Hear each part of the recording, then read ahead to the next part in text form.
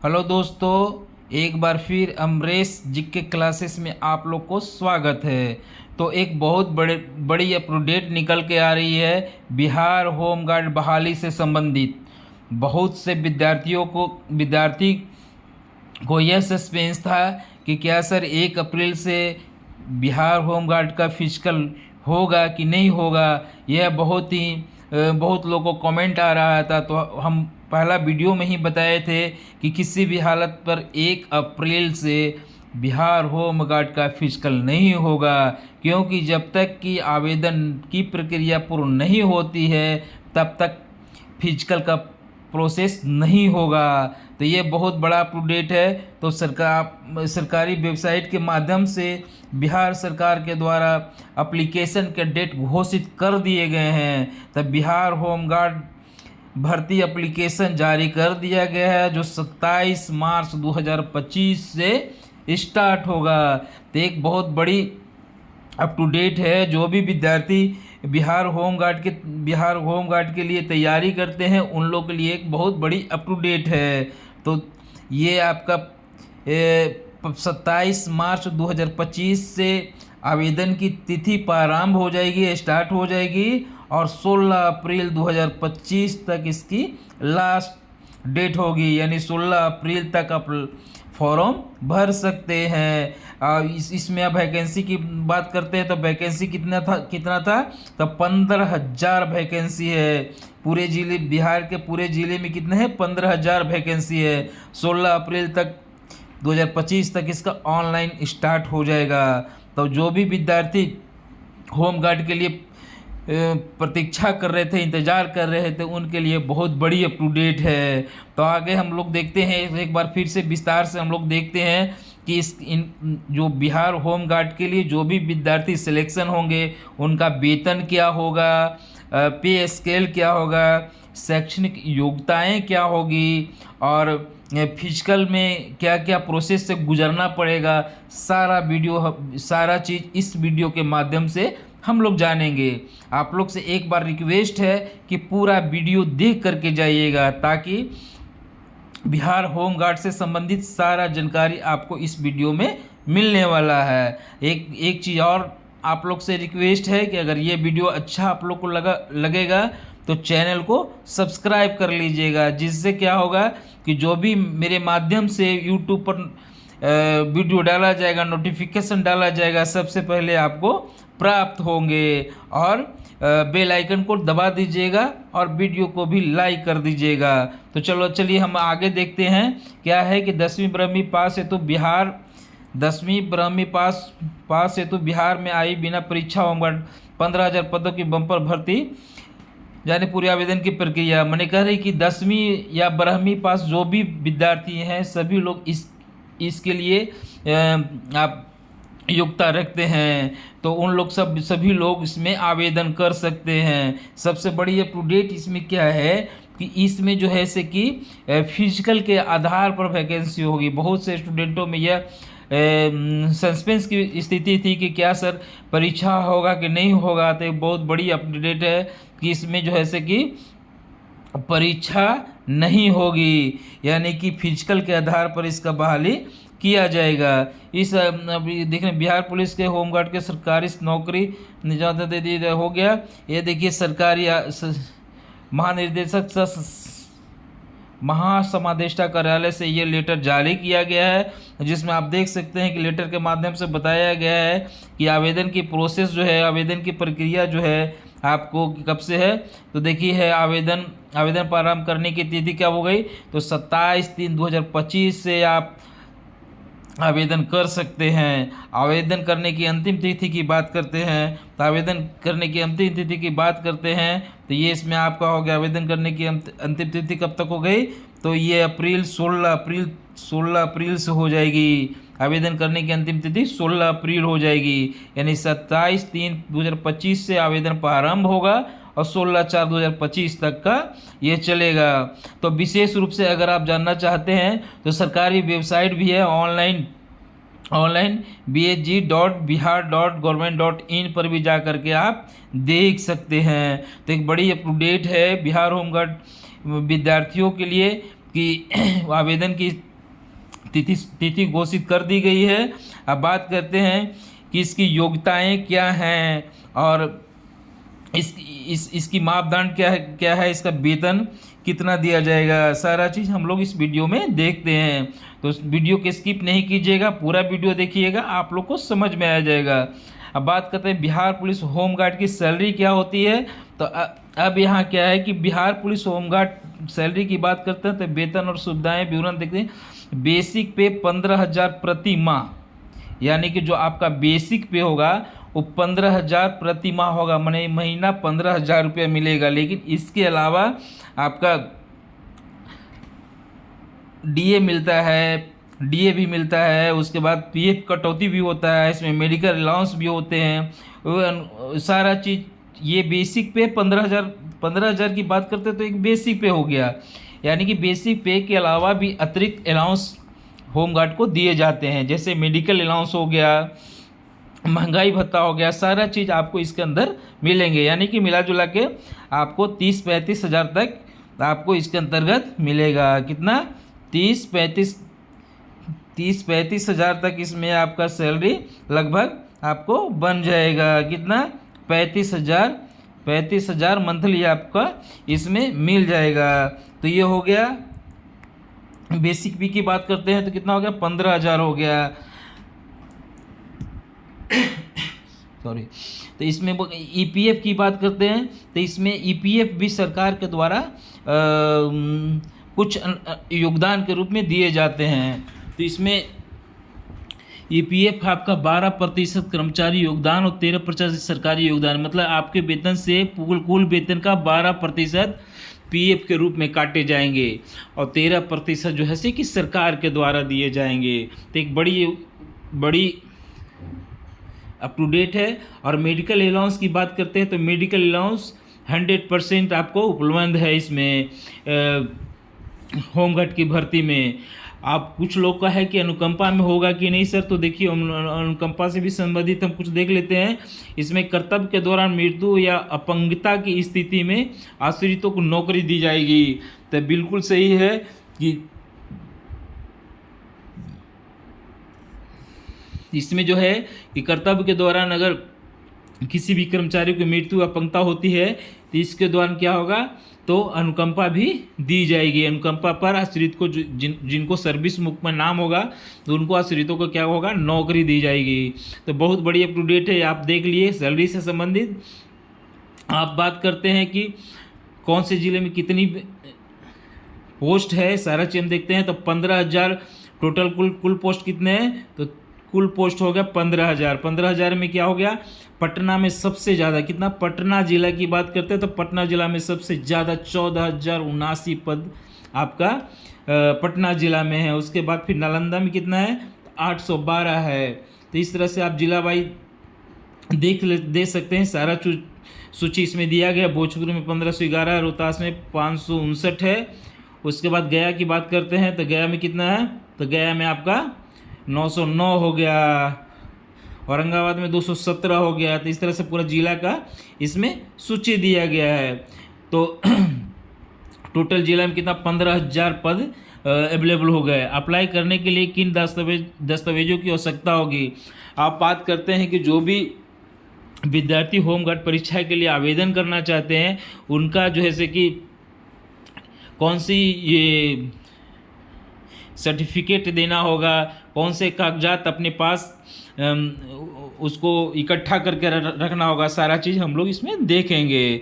बिंदुवार हम लोग देख रहे थे तो देखते हैं। अब हम क्या है कि बिहार होमगार्ड भर्ती 2025 में फिजिकल के दौरान लिए जाने वाला दस्तावेज, मतलब अगर आपका फिजिकल होगा, फॉर्म भरने के बाद फिजिकल होगा तो आपको कौन कौन से डॉक्यूमेंट लगेंगे जो कि पहले से आपको व्यवस्था करके रखना होगा। तो सबसे पहले देखते हैं कि क्या शैक्षणिक प्रमाण पत्र।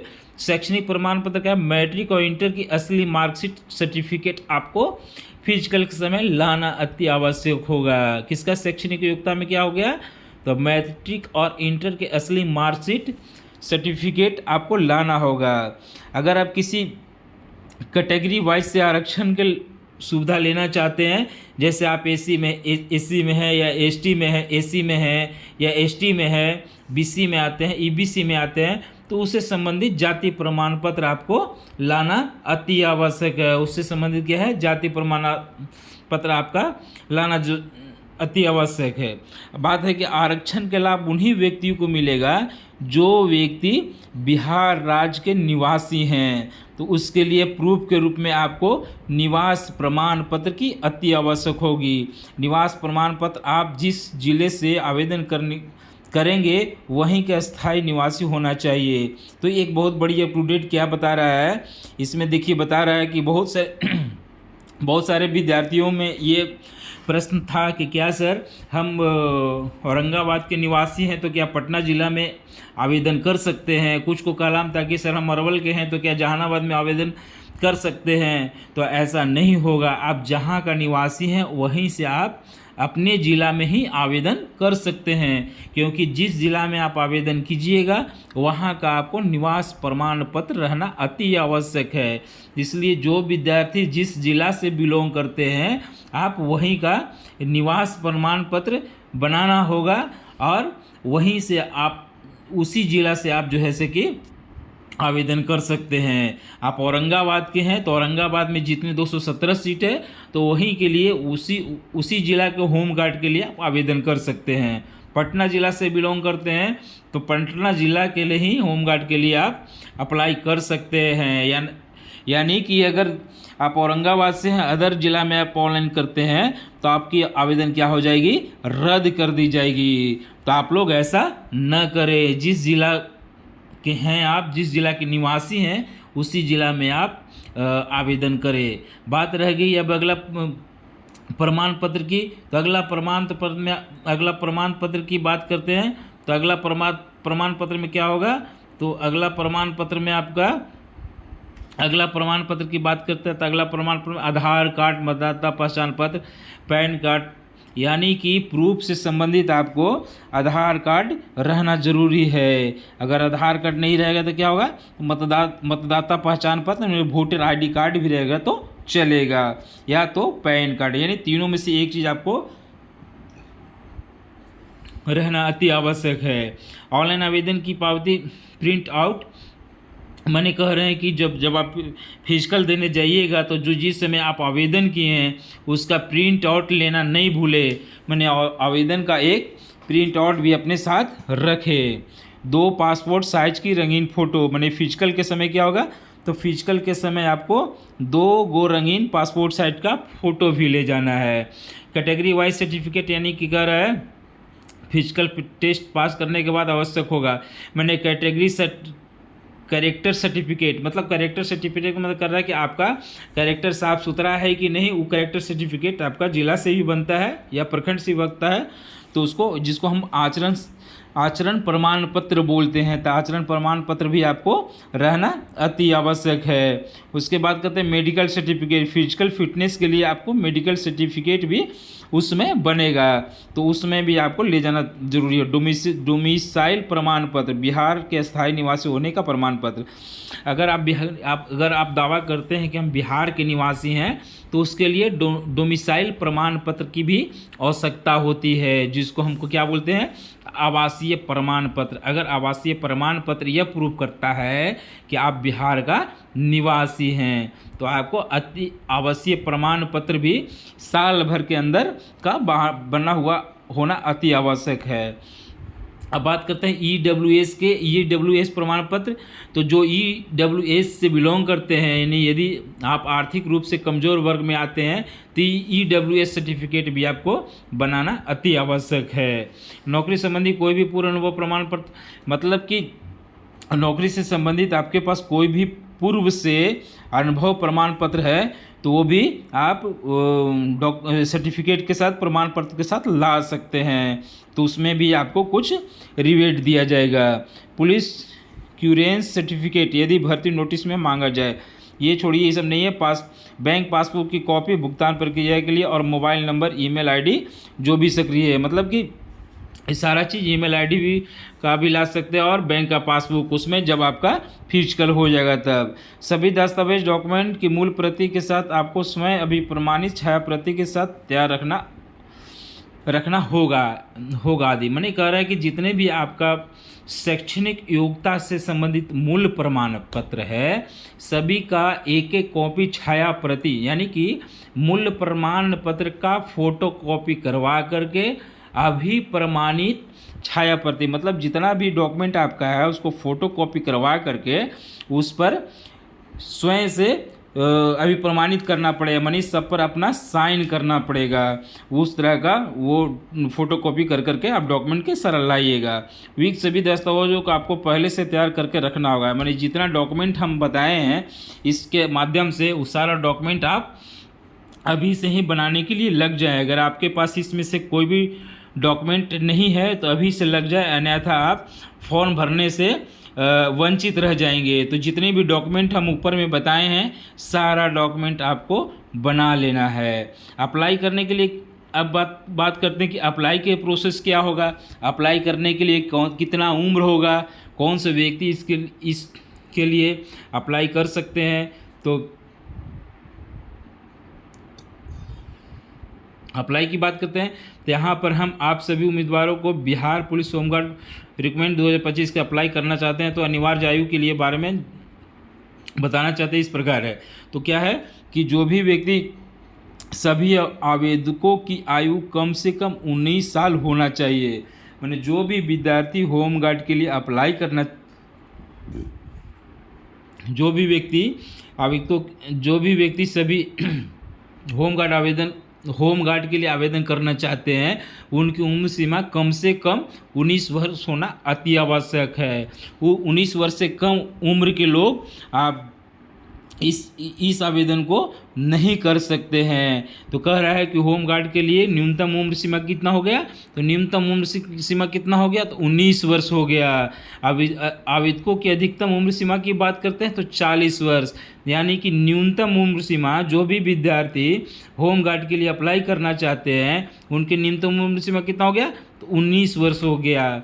अधिकतम उम्र सीमा की बात करते हैं तो कितना हो गया, अधिकतम उम्र सीमा की बात करते हैं तो अधिकतम उम्र सीमा कितना हो गया, 40 वर्ष हो गया। अब आप क्या करें, नोटिफिकेशन में होने जानकारी के मुताबिक आरक्षित वर्ग को आवेदनों की आयु में छूट प्रदान की जाएगी। मतलब जो व्यक्ति आरक्षण के अंतर्गत आते हैं तो आरक्षण सर्टिफिकेट दीजिएगा। जाति प्रमाण पत्र देने के बाद आपको उम्र सीमा में छूट दी जाएगी। तो एक बहुत बड़ी अप टू डेट है।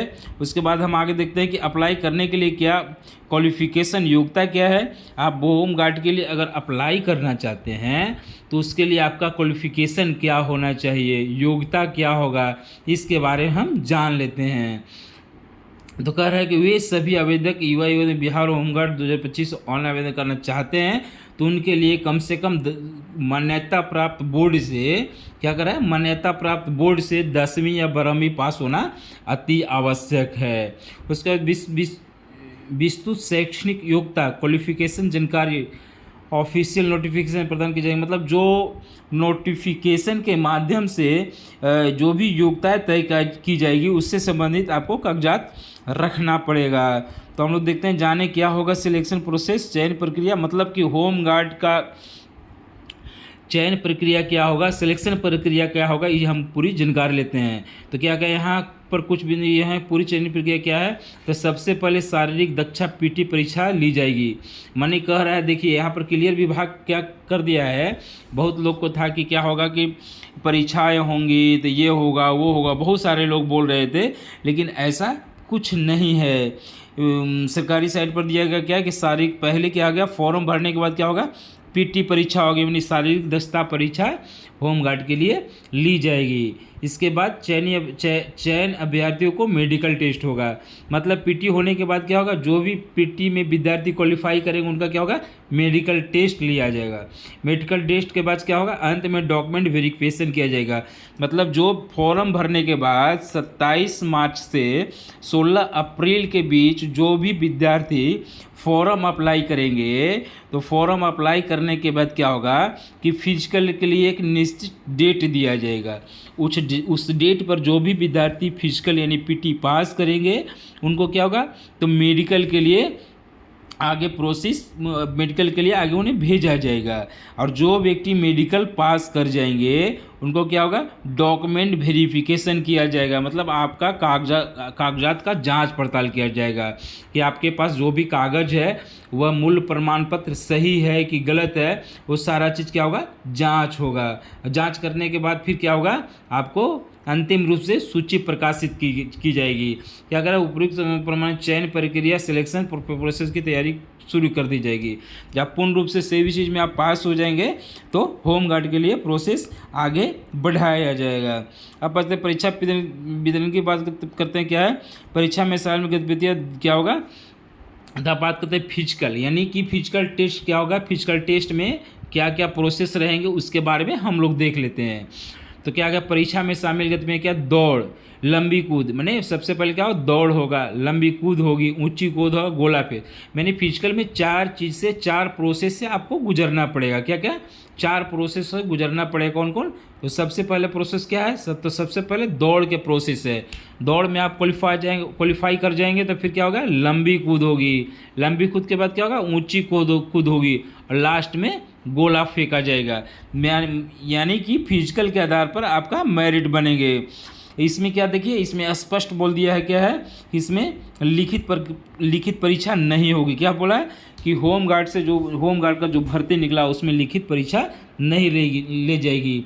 अब मेरिट लिस्ट की बात करके, मेरिट लिस्ट कैसे बनेगा, तो केवल फिजिकल के आधार पर, केवल फिजिकल के आधार पर मेरिट लिस्ट बनेगा। देखिए यहाँ पर स्पष्ट है कि केवल फिजिकल टेस्ट पीटी के आधार पर जो है से कि आपका मेरिट लिस्ट बनेगा। देखिए पीटी में प्रदर्शन के आधार पर चयन होगा, कोई लिखित परीक्षा नहीं होगी। तो एक देखिए बहुत बड़ी अपडेट विभाग के माध्यम से दिया गया है, जो होम गार्ड के सरकारी वेबसाइट के माध्यम से बहुत बड़ा अपडेट क्या है कि पीटी में प्रदर्शन के आधार पर ही चयन होगा, मतलब कि कोई लिखित परीक्षा इसमें नहीं होगी। आप पीटी के आधार पर जितना अंक प्राप्त करेंगे उसके माध्यम से जो है से कि मेरिट लिस्ट बनेगा। अब बात करते हैं क्या है पीटी में क्या मापदंड क्या है, तब Bihar police home guard physical के योग्यताएँ क्या है। तो सबसे पहले हम देखते हैं कि बिहार पुलिस होम गार्ड का ऊंचाई क्या है। तो ऊंचाई से संबंधित बात करते हैं तो हम लोग सबसे पहले समान वर्ग, जो जनरल वर्ग से बिलोंग करते हैं, जो समान वर्ग से बिलोंग करते हैं,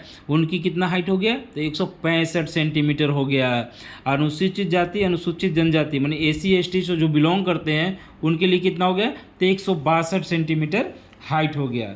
और सभी वर्ग के महिलाओं की बात करते हैं तो सभी वर्ग की महिलाओं के लिए कितना हो गया, तो 165 सेंटीमीटर हाइट हो गया।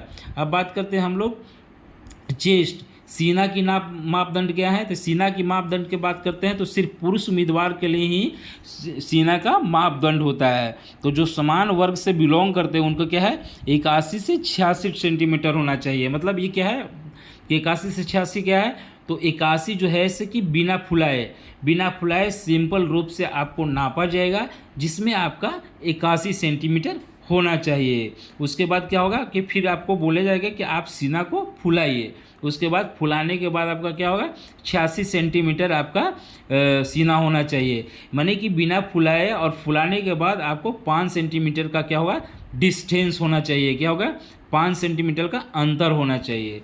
अब अनुसूचित जाति की बात करते हैं, अनुसूचित जनजाति की बात करते हैं तो इसमें क्या है कि बिना फुलाए हुए सीना यानी कि 79 सेंटीमीटर होना चाहिए। कितना होना चाहिए, 79 सेंटीमीटर। फुलाने के बाद कितना होना चाहिए, 84 सेंटीमीटर। इसमें भी कितना है, 5 सेंटीमीटर का क्या है डिफरेंस है, यानी कि इसमें भी क्या है 5 सेंटीमीटर का डिफरेंस है फुलाने के बाद और बिना फुलाए हुए। तो ये हो गया खाली पुरुष वर्ग के जो होमगार्ड के विद्यार्थी हैं उनके लिए छाती का मापदंड होता है।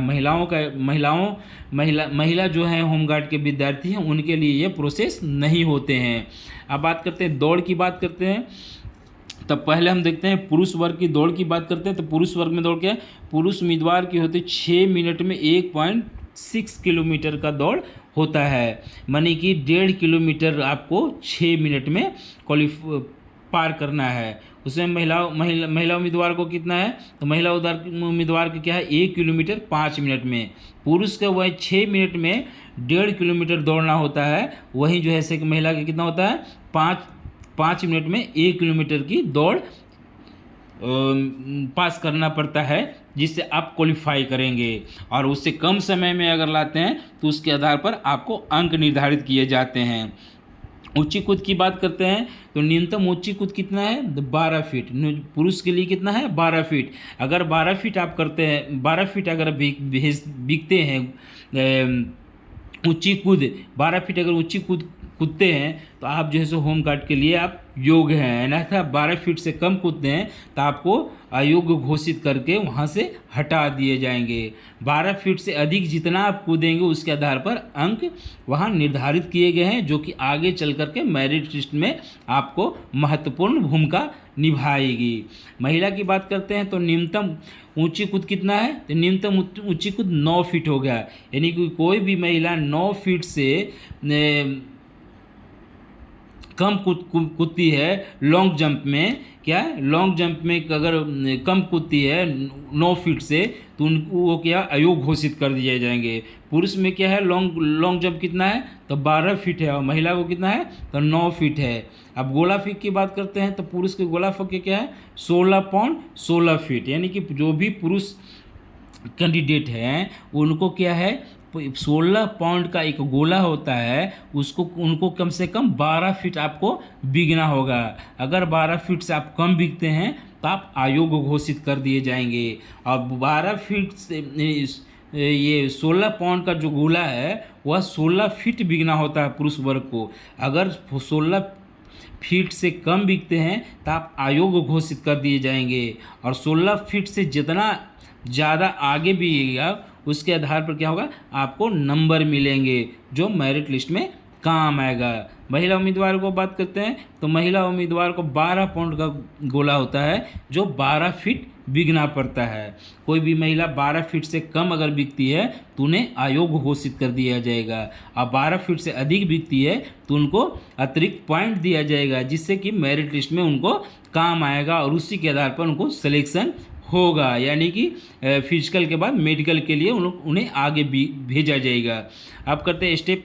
होम गार्ड बिहार 2025 में अप्लाई करने हेतु सबसे पहले न्यू रजिस्ट्रेशन करना होगा। अब आवेदन के प्रोसेस की बात करते हैं कि आवेदन प्रक्रिया कैसे होगी। तो आवेदन करने के लिए सबसे पहले क्या करना होगा, आपने वेबसाइट पर जाकर के रजिस्ट्रेशन करना होगा। यानी कि आवेदन लिंक 27 मार्च 2025 से सक्रिय हो जाएगा। यानी कि जो भी आवेदन विद्यार्थी करना चाहते हैं 25 मार्च 2025 से आवेदन का जो साइट है ओपन हो जाएगा।